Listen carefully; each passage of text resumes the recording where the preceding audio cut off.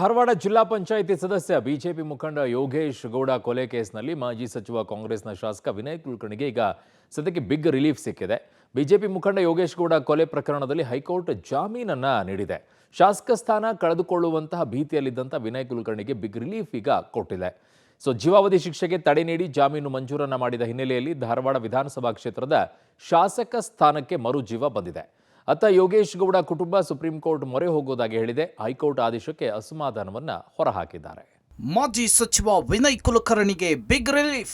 ಯೋಗೇಶ್ ಗೌಡ ಕೊಲೆ ಕೇಸ್ನಲ್ಲಿ ಜಾಮೀನು, ಜೀವಾವಧಿ ಶಿಕ್ಷೆಗೆ ತಡೆ ಕೊಟ್ಟ ಹೈಕೋರ್ಟ್. ಜಿಲ್ಲಾ ಪಂಚಾಯತ್ ಸದಸ್ಯ ಬಿಜೆಪಿ ಮುಖಂಡ ಯೋಗೇಶ್ ಗೌಡ ಕೊಲೆ ಕೇಸ್ನಲ್ಲಿ ಮಾಜಿ ಸಚಿವ ಕಾಂಗ್ರೆಸ್ ಶಾಸಕ ವಿನಯ್ ಕುಲಕರ್ಣಿಗೆ ಬಿಗ್ ರಿಲೀಫ್ ಸಿಕ್ಕಿದೆ. ಬಿಜೆಪಿ ಮುಖಂಡ ಯೋಗೇಶ್ ಗೌಡ ಕೊಲೆ ಪ್ರಕರಣದಲ್ಲಿ ಹೈಕೋರ್ಟ್ ಜಾಮೀನು ಕೊಟ್ಟಿದೆ. ಪ್ರಕರಣದಲ್ಲಿ ಜೀವಾವಧಿ ಶಿಕ್ಷೆಗೆ ಗುರಿಯಾಗಿದ್ದ ವಿನಯ್ ಕುಲಕರ್ಣಿ ತಮಗೆ ವಿಧಿಸಿದ್ದ ಶಿಕ್ಷೆಗೆ ತಡೆ ಕೋರಿ ಹೈಕೋರ್ಟ್ಗೆ ಮನವಿ ಮಾಡಿಕೊಂಡಿದ್ರು. ಜನಪ್ರತಿನಿಧಿಗಳ ಕೋರ್ಟ್ ವಿಧಿಸಿದ ಜೀವಾವಧಿ ಶಿಕ್ಷೆಗೆ ತಡೆಯಾಜ್ಞೆ ಮತ್ತು ಜಾಮೀನನ್ನು ಕೊಡುವಂತೆ ಹೈಕೋರ್ಟ್ ಮಹತ್ವದ ಮಧ್ಯಂತರ ತೀರ್ಪು ಕೊಟ್ಟಿದೆ. ವಿನಯ್ ಕುಲಕರ್ಣಿ ಸೇರಿದಂತೆ 10 ಆರೋಪಿಗಳಿಗೆ ಹೈಕೋರ್ಟ್ ಜಾಮೀನನ್ನು ಮಂಜೂರು ಮಾಡಿದೆ. ಚನ್ನಕೇಶವ ಟಿಂಗರಿಕರ್ಗೂ ಕೂಡ ಜಾಮೀನು ಸಿಕ್ಕಿದೆ. ಇಬ್ಬರ ಶ್ಯೂರಿಟಿ 5 ಲಕ್ಷ ರೂಪಾಯಿ ಬಾಂಡ್ಗೆ ಕೋರ್ಟ್ ಸೂಚನೆ ಕೊಟ್ಟಿದೆ.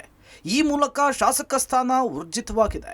ಇದೇ ವೇಳೆ ಕೋರ್ಟ್ ಪಾಸ್ಪೋರ್ಟ್ ಅನ್ನು ಸೆಷನ್ಸ್ ಕೋರ್ಟ್ಗೆ ಕೊಡುವಂತೆ ತಿಳಿಸಿ ದೇಶವನ್ನು ತೊರೆಯದಂತೆ ಸೂಚಿಸಿದೆ. ಈ ಸಂದರ್ಭದಲ್ಲಿ ವಿನಯ್ ಕುಲಕರ್ಣಿ ಪರ ವಕೀಲರು ಧಾರವಾಡದ ಪ್ರವೇಶಕ್ಕೆ ಹಾಗೂ ಇವತ್ತೇ ಬಿಡುಗಡೆಗೆ ಮನವಿ ಮಾಡಿಕೊಂಡಿದ್ದಾರೆ.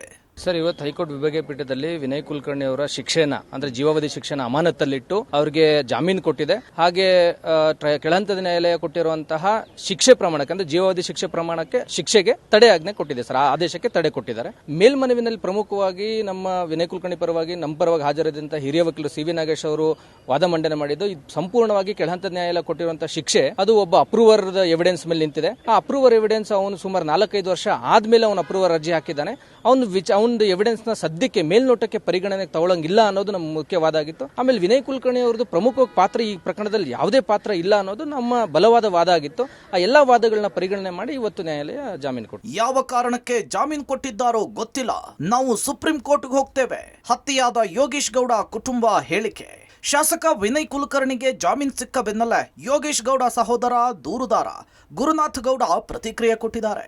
ನಮಗೂ ಕಾನೂನಿದೆ, ಅವರಿಗೂ ಕಾನೂನಿದೆ, ನಮಗೆ ನ್ಯಾಯ ಸಿಕ್ಕೇ ಸಿಗುತ್ತೆ ಅಂತ ನಾವು ಕೋರ್ಟ್ ಮೊರೆ ಹೋಗಿದ್ವಿ.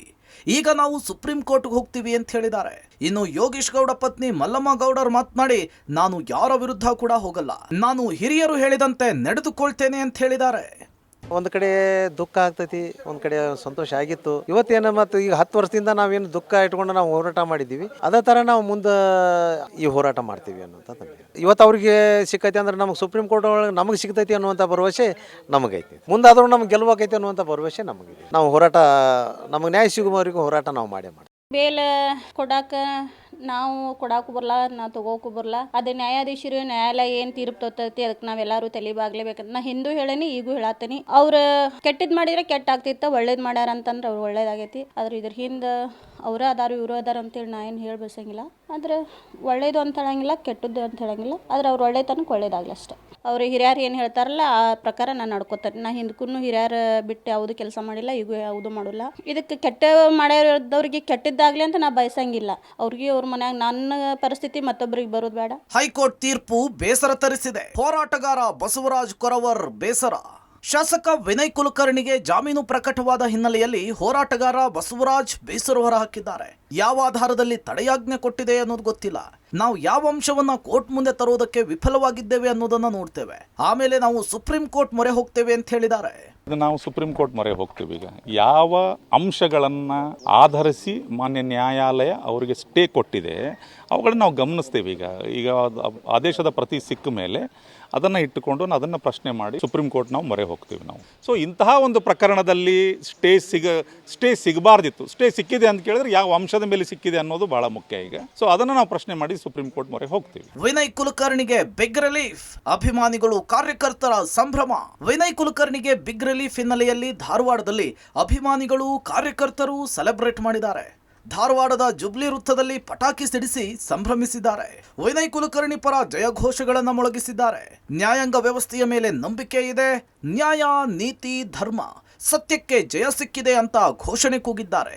ಧಾರವಾಡದ ಹೆಬ್ಬಳ್ಳಿ ಅಗಸಿಯಲ್ಲಿ ಪಟಾಕಿಯನ್ನು ಸಿಡಿಸಿ ಹೂವನ್ನ ಚೆಲ್ಲಿ ಅಭಿಮಾನಿಗಳು ಸೆಲೆಬ್ರೇಷನ್ ಮಾಡಿದ್ದಾರೆ. ಒಟ್ನಲ್ಲಿ 2016ರ ಜೂನ್ನಲ್ಲಿ ಧಾರವಾಡದಲ್ಲಿ ಬಿಜೆಪಿ ಜಿಲ್ಲಾ ಪಂಚಾಯತ್ ಸದಸ್ಯ ಯೋಗೀಶ್ ಗೌಡ ಹತ್ಯೆಯಾಗಿತ್ತು. ಕಳೆದ ಏಪ್ರಿಲ್ನಲ್ಲಿ ಬೆಂಗಳೂರಿನ ವಿಶೇಷ ನ್ಯಾಯಾಲಯವು ವಿನಯ್ ಕುಲಕರ್ಣಿ ಸೇರಿದಂತೆ 17 ಜನ ಆರೋಪಿಗಳನ್ನು ದೋಷಿಗಳು ಅಂತ ತೀರ್ಪು ಕೊಟ್ಟು ಜೀವಾವಧಿ ಶಿಕ್ಷೆಯನ್ನು ವಿಧಿಸಿತ್ತು. ಇದರ ಪರಿಣಾಮವಾಗಿ ವಿನಯ್ ಕುಲಕರ್ಣಿ ಶಾಸಕ ಸ್ಥಾನದಿಂದ ಅನರ್ಹರಾಗಿದ್ದರು. ಇದೀಗ ಹೈಕೋರ್ಟ್ ಶಿಕ್ಷೆ ಮತ್ತು ದೋಷಾರೋಪಣೆಯನ್ನ ಆದೇಶಕ್ಕೆ ತಾತ್ಕಾಲಿಕ ತಡೆ ಕೊಟ್ಟು ಜಾಮೀನು ಮಂಜೂರು ಮಾಡಿದೆ. News desk, public TV.